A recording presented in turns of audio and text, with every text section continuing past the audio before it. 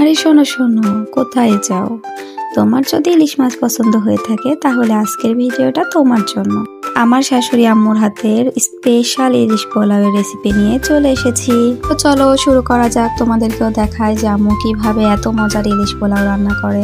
আম্মু প্রথমে একটা কড়াই নিয়ে কড়াইতে কাঁচামরিচ, পেঁয়াজ বাটা আর আদা বাটা দিয়ে দিয়েছিল, সাথে অল্প একটুখানি 1 চামচ মতো বিরিয়ানির মশলা দিয়েছিল, আর দিয়ে দিয়েছিল পরিমাণ মতো নুন আর ঝালের গুঁড়া। তারপরে হাত দিয়ে ভালোভাবে সবগুলা মিক্স করে নিচ্ছিল।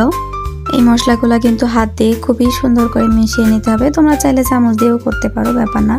তারপরে আস্তে আস্তে একটা একটা করে মাছ দিয়ে দিচ্ছিল আম্মু। মাছগুলা দিয়ে ভালোভাবে মশলার সাথে মাখিয়ে নিচ্ছিল। আর এই কাজটা হাত দিয়ে করাই ভালো, কারণ হাত দিয়েই সুন্দরভাবে করা যায়। যত সুন্দর করে তুমি মাছের সাথে মশলাটা মাখিয়ে নিতে পারবা ততই ভালো। তো পরে আম্মুর মনে হয়েছিল যে জিরার গুঁড়া দিতে, মনে নাই। তো আম্মু আবার পরে একটু জিরার গুঁড়া দিয়ে দিয়েছিল। তারপর ভালোভাবে সব মাছগুলা মাখিয়ে এক সাইডে একটু রেস্টে দিল, আধা ঘন্টা মতো রেস্টে দিলেও হবে। আপনাদের হাতে যদি টাইম থাকে আপনারা 1 ঘন্টাও দিতে পারেন।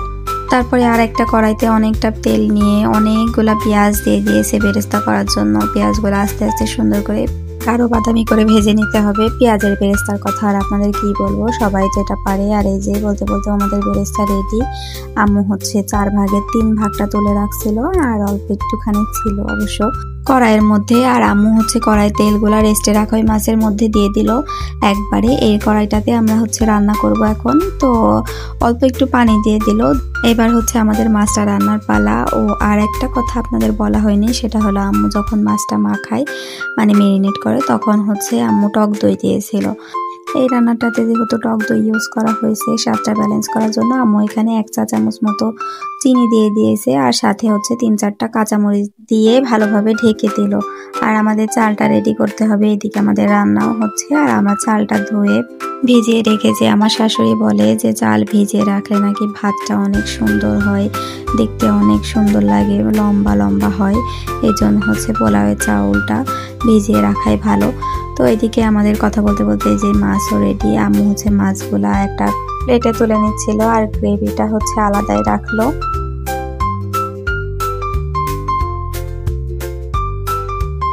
মাছটা রান্না তো কমপ্লিট। এখন আমাদের চাউলটা ভালোভাবে ভেজে নিতে হবে।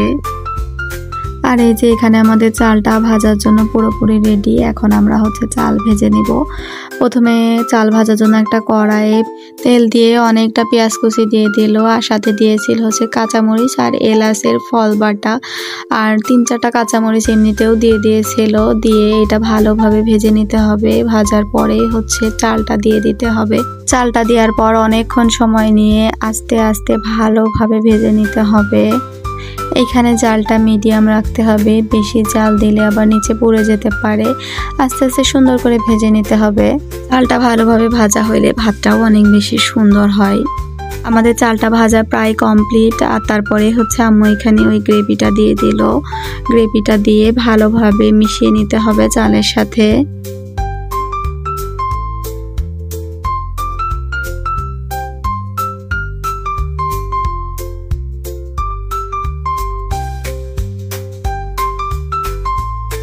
আর আজকে আমরা ভাতটা রাইস কুকারে রান্না করব, তাই চালগুলা রাইস কুকারের মধ্যে দিয়ে দিলাম, আর তারপরে পরিমাপ মতো পানি দিয়ে দিলাম।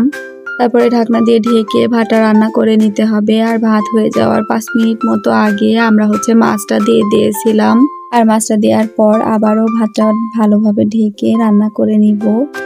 রান্নাটা শেষ হতে হতে তোমাদের সাথে একটা কথা বলি, তোমরা যারা আমার পেজে নতুন বা আমার চ্যানেলে নতুন, আমার চ্যানেলটাকে সাবস্ক্রাইব করে দিও, পেজে ফলো দিয়ে দিও, লাইক অ্যান্ড কমেন্ট করে আমাদের পাশেই থেকো। আর এই যে আমাদের ইলিশ পোলাওয়ের ফাইনাল লুক, এটা দেখতে যতটা সুন্দর হয়েছে খেতেও ঠিক ততটাই মজা হয়েছিল।